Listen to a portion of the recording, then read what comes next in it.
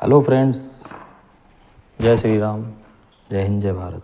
आज मैं ये वीडियो बना रहा हूँ, उसका एक मकसद है कि बहुत से मामले हमने देखे कि 10-10, 15-15 साल से कोर्ट में पेंडिंग पड़े हुए हैं और हाई कोर्ट, सुप्रीम कोर्ट उसके लिए वकीलों की स्ट्राइक और कंडोलेंस को दोषी ठहरा रही थी। लेकिन हाई कोर्ट, सुप्रीम कोर्ट ने ये नहीं देखा कि भाई मेन जो वजह है, मेन जो कारण है मुकदमे के पेंडिंग रहने का, तो सबसे बड़ा कारण ये है कि जो प्रोसीडिंग है सीआरपीसी के अकॉर्डिंग मुकदमों की सुनवाई की, वो समय अनुसार प्रॉपर नहीं हो पाती। उसमें कहीं तक अधिवक्ता भी बहुत से ऐसे होते हैं जो कि प्रोसीडिंग को जल्दी ख़त्म नहीं करना चाहते। कुछ अधिकारी, जजेस, मजिस्ट्रेट भी ऐसे होते हैं कि किसी काम के लिए अधिवक्ता ने एप्लीकेशन लगाई और वो उसमें 2-3 डेटें ऐसे ही निकल गई और उस पर कोई आदेश नहीं हुआ, उस एप्लीकेशन का ही निस्तारण नहीं हुआ। और सबसे ज़्यादा ज़रूरी है कि जब अधिवक्ता किसी भी कार्य को करने के लिए क्लाइंट से फ़ीस मांगता है, तो बहुत से क्लाइंट ऐसे होते हैं जो कि फ़ीस प्रॉपर नहीं दे पाते, सक्षम नहीं होते, उन्हें ये जानकारी नहीं होती कि भाई ये वकील साहब जिस काम की कह रहे हैं वो उसके लिए ज़रूरी है या नहीं है, फ़ायदेमंद है या नहीं है। और आज मैं ये वीडियो इसी कारण से बना रहा हूँ कि क्लाइंटों को, जनता को ये जानकारी हो कि भाई क्रिमिनल मुकदमे में, आपराधिक मुकदमे में शुरू से, यानी कि जिस दिन घटना हुई तब से और जजमेंट तक क्या क्या कार्य होते हैं जो कि सीआरपीसी के सेक्शन के अकॉर्डिंग आवश्यक हैं, जिससे कोई भी व्यक्ति अगर मान लो ये वीडियो देखे, समझे, तो उसे ये जानकारी हो जाएगी कि भाई कहीं कुछ पेंडिंग जो रह रहा है, जिस कारण मुकदमा जल्दी निस्तारण नहीं हो पा रहा, वो ना रहे। जब क्लाइंट यानी कि जो पैरवी करता है, यानी कि जो भी क्लाइंट है, वो अपने मुकदमे में स्वयं जब जानकार हो जाएगा तो वो वकील साहब से ये बात रख सकता है कि भाई अब ये काम होना है, इसे आप करिए। या अगर उसमें कुछ विलम्ब हो रहा है तो उसे ये पता होगा कि भाई ये काम नहीं हुआ और किस कारण से ये विलम्ब हो रहा है, ये जानकारी करेगा और वकील साहब को फ़ीस देगा और उस कार्य को करवाएगा, जिससे कि मुकदमे की जल्दी सुनवाई हो सके और मुकदमे में जल्दी जजमेंट हो सके। तो शुरू करते हैं। जैसे कि कोई घटना हुई, अब उस घटना के होने के बाद 24 घंटे में हमें थाने पर तहरीर देनी होती है और थाने से उस घटना का मुकदमा दर्ज होता है, एफआईआर दर्ज होती है, जो कि धारा 154 सीआरपीसी में दर्ज होती है। और उसके बाद अगर मान लो थाने से 2 दिन में कोई कार्रवाई नहीं होती, पीड़ित को ये लगता है कि भाई 2 दिन हो गए और अभी तक कोई कार्रवाई नहीं हुई, तो ज़्यादा विलम्ब करने की आवश्यकता नहीं है। आप अपना मेडिकल कराएं, प्राइवेट कराएं या सरकारी में भी जाकर आप अपनी चोटों का मेडिकल कराएं और सीधे एसएसपी, वरिष्ठ पुलिस अधीक्षक महोदय के यहाँ अपना प्रार्थना पत्र दें कि भाई मेरे साथ ये घटना हुई है और थाने पर हमने इस दिन इस समय दे दी थी, लेकिन अभी तक कोई कार्रवाई नहीं हुई है।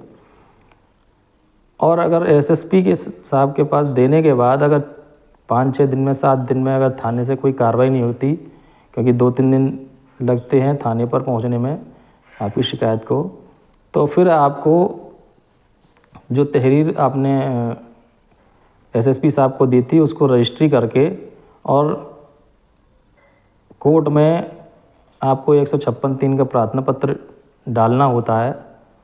सीआरपीसी की धारा है 156(3), उसके अकॉर्डिंग आपको मुकदमा ये डालना होता है। उसमें सारे एविडेंस आपके वकील साहब लगाकर और फिर एफआईआर के लिए थाने के लिए आदेश कराएंगे, तब आपकी एफआईआर दर्ज हो सकती है। अन्यथा न्यायालय परिवाद में भी दर्ज कर देता है, जो कि जिसकी डेफिनेशन सीआरपीसी की धारा 2D 2 घ में दी गई है। और जब आपका मुकदमा दर्ज हो जाता है थाने पर, तो उसमें अगर जेंट्स का मामला है तो उसमें बयान वगैरह होकर सीआरपीसी की धारा 173 के अकॉर्डिंग चार्जशीट लगाकर कोर्ट में भेज दी जाती है। और अगर महिलाओं का मामला है तो उसमें 161 के बयान थाने पर और 164 के बयान कोर्ट में बयान होने के बाद जांच अधिकारी महोदय न्यायालय में पेश कर देते हैं। थोड़ा समय लग जाता है। और जब न्यायालय में आपका मुकदमा पहुंच जाता है तो उसमें सबसे ज़्यादा ज़रूरी होता है पीड़ित पक्ष को कि वो उसमें पैरवी करे और कम से कम 2 बार सम्मन जाते हैं, क्योंकि जहाँ भी न्यायालय में बाबू वगैरह होते हैं वो इतना ध्यान नहीं रख पाते, काम ज़्यादा होता है। कभी कभी न्यायालय के बाबू मुलजिम से मिलकर भी रोक देते हैं, मतलब सम्मन नहीं भेजते। तो उसमें 2 बार सम्मन जाते हैं, फिर वारंट जाते हैं, बेलेबल वारंट जाते हैं 2 बार, और उसके बाद न्यायालय में एप्लीकेशन लगाकर गिरफ्तारी वारंट के लिए भी एप्लीकेशन दी जाती है। और जब मुलजिम उसमें जमानत कराते हैं, जमानत का प्रावधान सीआरपीसी की धारा 437 से 439 तक में दिया हुआ है, क्योंकि लोअर कोर्ट से अगर होने के प्रावधान है उस सेक्शन में तो लोअर कोर्ट से होगी, नहीं सेशन से होगी, और अगर सेशन से भी नहीं होती तो फिर हाई कोर्ट से होगी।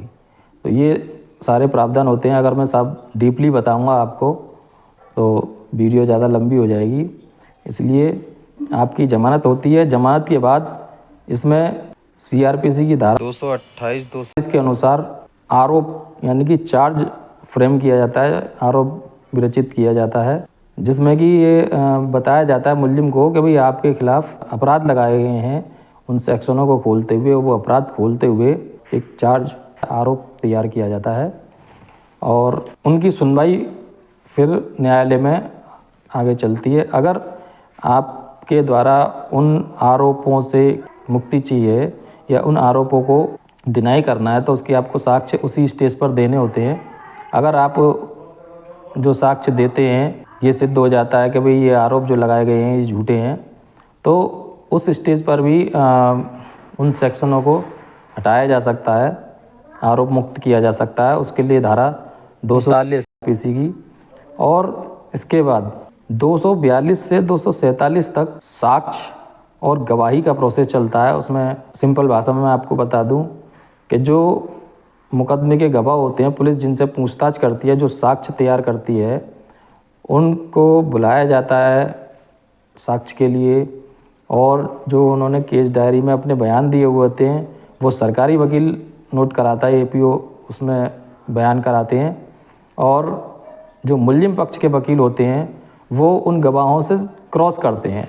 क्रॉस में बहुत से वकील मैंने देखे हैं जो कि इधर उधर की बातें पूछते हैं और अपने मुलजिम को के खिलाफ वो तथ्य नहीं निकाल पाते जिससे कि वो बेकसूर साबित हो सके। तो देखना ये भी होता है कि जिस अधिवक्ता भाई को आपने नियुक्त किया है क्या वो उस चीज़ को कर पा रहे हैं, क्योंकि एक बार अगर जिरह हो गई तो उस गवाह से तथ्य दोबारा नहीं निकल पाएंगे। एक ही बात को बार बार अगर हम रिपीट करते हैं तो न्यायालय भी नाराज होता है। तो आप जिस अधिवक्ता को नियुक्त कर रहे हैं उनको आप समझें, देखें कि भाई वो काम प्रॉपर कर पा रहे हैं या नहीं कर पा रहे, क्योंकि बेल सेक्शन के अनुसार होती है। बेल होने के बाद पत्रावली में केस में मेन काम होता है कि क्रॉस एग्जामिनेशन का मुलजिम पक्ष की तरफ से, और वादी पक्ष की तरफ से भी ये विशेष होता है कि भाई जो गवाही हो रही है वो सही हो। ये प्रोसेस 242 से 247 तक सीआरपीसी के अकॉर्डिंग किया जाता है। और जब जितने गवाह होते हैं वो सब होने के बाद फिर मुकदमा 313 सीआरपीसी के अकॉर्डिंग आरोपी के बयानों के लिए लगता है, और आरोपी अपने बयान देता है या अगर उसे और कोई साक्ष्य या गवाही देनी है तो उसकी बात भी कहता है। आरोपी के बयान और साक्ष्यों के बाद एक स्टेज ये भी है कि 320 सीआरपीसी में अगर मुलजिम को ये लगता है कि भाई मेरा सज़ा होना निश्चित है, तो धारा सीआरपीसी की 320 समझौते का भी प्रावधान है उसमें। मुलजिम को ये विशेष ध्यान रखना चाहिए कि उनके अधिवक्ता ने कितनी मेहनत की है या बचा सकते हैं कि नहीं बचा सकते, तो वो समझौता की स्टेज होती है। और धारा 353 सीआरपीसी में सज़ा सुनाई जाती है, यानी कि जो 313 है, 320 है, उसके बाद सभी साक्ष्यों को देखते हुए सज़ा सुनाने का प्रावधान है। जब सज़ा मुकर्रर हो जाती है, सज़ा जजमेंट होने के बाद धारा 374 से 389 तक आप अपील वगैरह कर सकते हैं हाई कोर्ट, सुप्रीम कोर्ट में। ये पूरा प्रोसेस होता है और पीड़ित पक्ष, मुलजिम पक्ष दोनों को विशेष ध्यान देना होता है कि उनके अधिवक्ता सही फीस में सही काम कर रहे हैं, नहीं कर रहे हैं। काफ़ी मामले मेरे पास आए हैं, 20-20, 25-25 साल कहीं और काम चला उन फाइलों में, और उसके बाद वो मेरे पास आए जो कि मतलब काफ़ी समय से पेंडिंग चल रहे थे, प्रोसीडिंग ही आगे नहीं बढ़ पा रही थी। तो जैसा कि मैंने बताया कि कुछ अधिवक्ता ये चाहते हैं कि भाई मामला पेंडिंग रहे, और कुछ न्यायाधीश, कई वजह हो सकती हैं, काम ज़्यादा होना है, अधिवक्ताओं पर काम ज़्यादा हो सकता है जिस अधिवक्ता को आपने नियुक्त किया है, या लापरवाह हो सकते हैं, या अधिकारी के पास बर्डन ज़्यादा है। तो ये सब चीज़ें आपको देखनी होती हैं कि क्या कारण है कि आपके केस की सुनवाई प्रॉपर नहीं हो पा रही। इन सब चीज़ों को ध्यान में रखते हुए आप लोग अपने मुकदमे की सुचारू रूप से पैरवी करें, और मुकदमों की पेंडेंसी होने का कारण वकीलों की स्ट्राइक या कंडोलेंस नहीं है। ऐसी ही जानकारी आपको और भी देता रहूँगा। कानूनी और भी जानकारी लेने के लिए आप मेरे इस चैनल को सब्सक्राइब करें, ज़्यादा से ज़्यादा वीडियो को शेयर करें, जिससे कि पब्लिक को ये मालूम पड़ सके कि प्रोसीडिंग क्या होनी है। बहुत से लोग ना जानकारी के कारण मुकदमे की पैरवी नहीं कर पाते, घर बैठ जाते हैं कि साहब इतने समय से मुकदमा चल रहा है, कुछ नहीं हो रहा, कुछ नहीं हो रहा। लेकिन ये सारी प्रोसीडिंग्स होनी है और ज़रूर होनी है। जब ये सारी प्रोसीडिंग्स हो जाएगी, मुकदमा तभी डिसाइड होगा, तभी जजमेंट होगा, तभी मुलजिम पक्ष को सज़ा हो पाएगी, इससे पहले नहीं होगी। मेरा नंबर आप नोट कर लें, 9808146202। आप अपनी समस्या को इस वीडियो में कमेंट करके भी बता सकते हैं, और मेरे बताए हुए नंबर पर व्हाट्सएप पर भी भेज सकते हैं, क्योंकि व्यस्तता के कारण हो सकता है कि आपकी कॉल ना उठे। इन्हीं बातों के साथ मैं अपनी वाणी को विराम देता हूँ। जय हिंद, जय भारत।